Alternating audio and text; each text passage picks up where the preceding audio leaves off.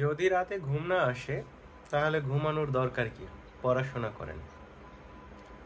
কারণ আপনার যদি স্বপ্ন থাকে, সে স্বপ্নকে পূরণ করতে হলে অবশ্যই আপনাকে সময় দিতে হবে। তো এমনি মোবাইল চেপে রিল দেখে, টিকটক দেখে, সুন্দরী সুন্দরী মেয়ে দেখে, ছেলে দেখে স্বপ্ন দেখলে হবে না। বই দেখে স্বপ্ন দেখতে হবে, পড়তে হবে। স্বপ্নের পিছনে দৌড়াতে হলে পড়তে হবে। আবার আপনি যদি এখন রাত জেগে পড়েন, সকালে উঠতে পারবেন না, এটাও স্বাভাবিক, খুবই স্বাভাবিক। তবে কার্যকরীভাবে যখনই আপনি ঘুমান না কেন, ঘুম আসলে ঘুমাবেন, ঘুম না আসলে ঘুমাবেন না, পড়তে থাকতে হবে। ওকে, দ্যাটস ইট।